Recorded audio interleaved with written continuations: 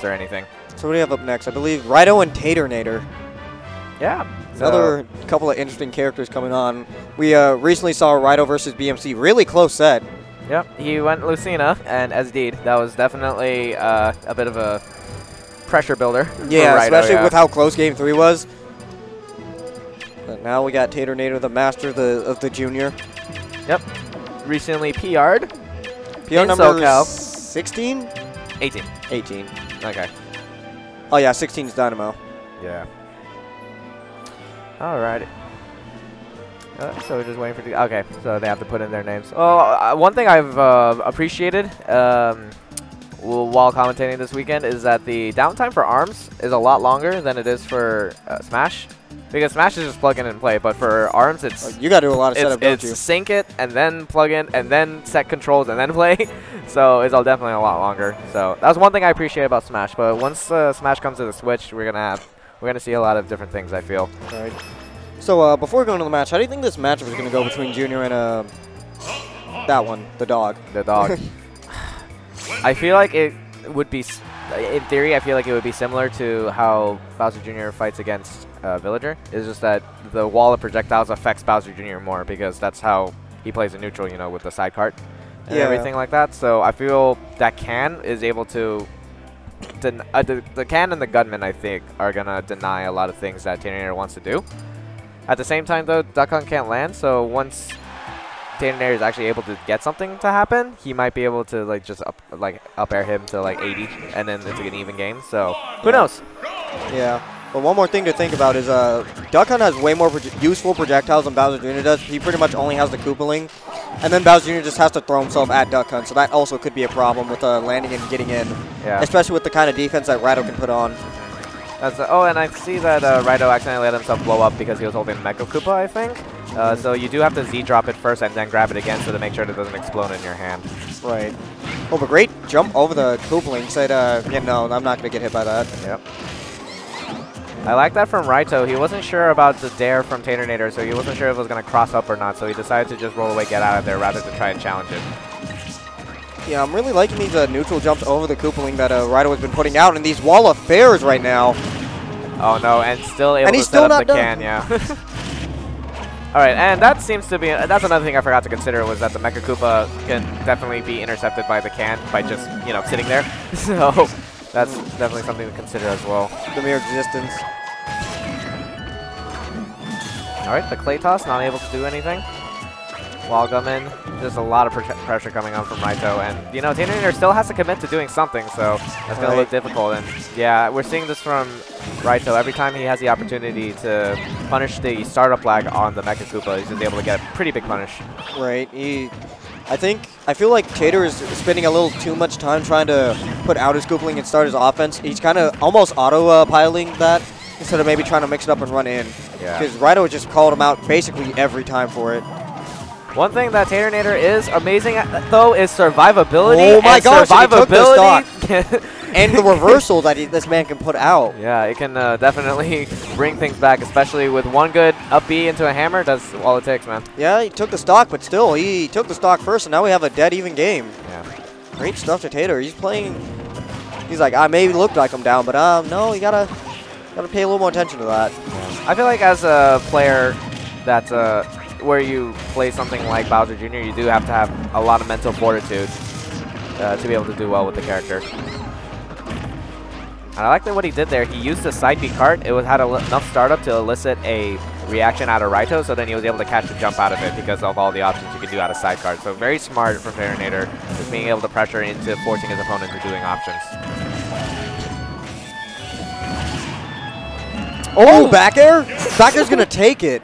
I was not expecting that to happen, but you know what? Can into you both fly in the same direction back air, that definitely will do it. You know, a minute ago, I was going to say, I feel like that Tater might not have been paying attention to all the projectiles on the field. He was paying attention to him and Raito and not giving too much attention to the Can, but he was secretly. He was like, all right, I'm going to take this damage. This is going to be risky, but I'm going to go for this. And he ended up taking the first game.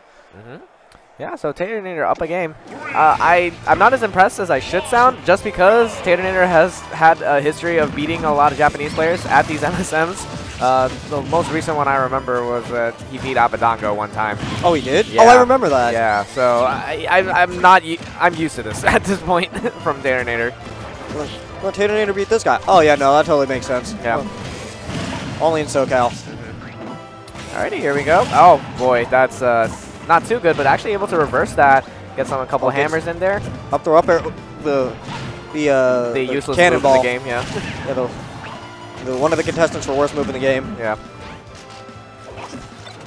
All right, any pressure coming out? The can is pretty much way out there, so Raito wasn't able to get anything to defend himself at the ledge, so that was unfortunate for him. Hits the can away, gets hit by a back air though, That but almost again, killed. Yeah, again though, the survivability is going to be extremely useful here. That wasn't back air, that was nair, by the way.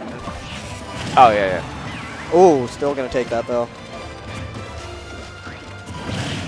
Getting run into it. No grab coming in. Wow, he actually punished the F smash. One of the moves that are kind of harder to punish because of how little end lag it has. Try to find another setup with the cart, and again, but not able to get anything off of the bomb. Alrighty, Raito just comfortable at the ledge, just continuing to pressure Taternator to try and doing something. Still, Tater having a bit of a hard time getting in right now. He kind of seems like Raito's definitely playing smart. He's kind of playing in ways like last time I lost it because I was going a little too ham. I have a really good lead. I'm going to go ahead and just walk away and build up this lead in nickel and diamond because that's what I do. Yeah, I like that attempt from Taternator there. He tried to call out the cross-up that Raito likes to do and just catch him into the anti-air on the up smash, but just mistimed it a little bit. Neutral getup going to get punished. Yeah, Raito definitely rolling away with this one. However, like I said, Taternator, really good survivability, so I wouldn't be surprised if he makes a comeback, if he can take the stock approximately now.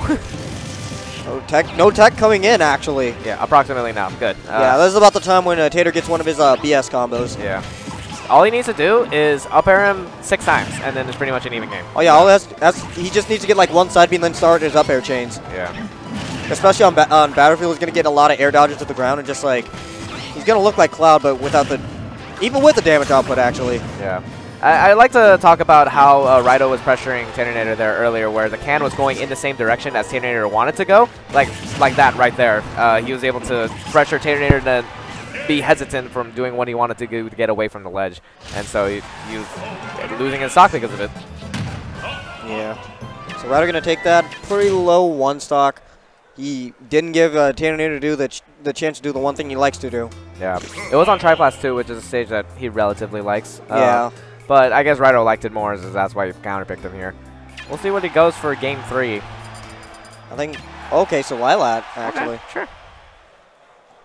Let's see what happens here. See, I'm trying to think what Bowser Jr. or Wendy would have on Lilat, but I don't know Bowser Jr. well enough to make that kind of claim, any claim. I don't think it's necessarily Bowser Jr. is also about Duck Hunt. Just the way the tilts work, the projectiles, their trajectory isn't as optimal because you can hang underneath the low side and the Claymore will just go right above you. Yeah, and the wall gunman won't shoot straight, I believe. However, Bowser Jr. his Koopaling will just walk in the ground. Yeah, exactly. Okay, yeah. That's smart. And actually, as we were talking about that, quick damage coming out from both parties.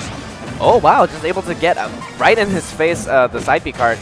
I think he tried to cal out some kind of jab reset or something. No. What? What kind of...